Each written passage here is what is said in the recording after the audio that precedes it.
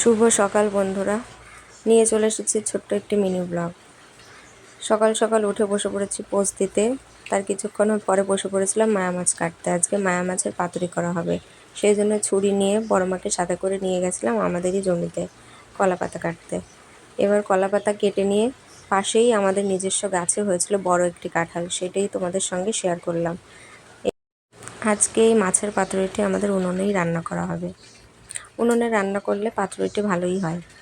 এবার মাছটাকে ভালো করে মাখিয়ে নিতে হবে।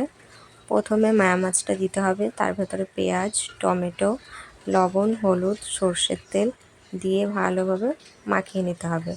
এরপরে এর ভিতরে অ্যাড করতে হবে জিরে, ধনে, শুকনো লঙ্কা। এটি ভালো করে পেস্ট করতে হবে। পেস্ট করে এর ভিতরে অ্যাড করে ভালো করে মাখিয়ে নিতে হবে, যাতে ভালোভাবে মাছের ভেতরে মশলাটি ঢোকে। তারপর কলা পাতাটিকে ভালো করে সর্ষের তেল মাখিয়ে একটু সেঁকে নিতে হবে, যাতে পাতাটা নরম হয়। তারপরে তার উপরে পাতাটি বসিয়ে মাছটি দিয়ে একটু ঢেকে দিয়ে যখন নিচের পিঠটা হয়ে যাবে, থালা দিয়ে উল্টে পরের পিঠটা দিতে হবে। এইভাবে করে পাতুরিটি তৈরি করা হবে। এবার রেডি হয়ে গেল আমাদের পাতুরি। এরপরে হয়েছিল ভাত, চুনো মাছ ভাজা, শাক আর মোচা। এটাই ছিল আজকে রেসিপি।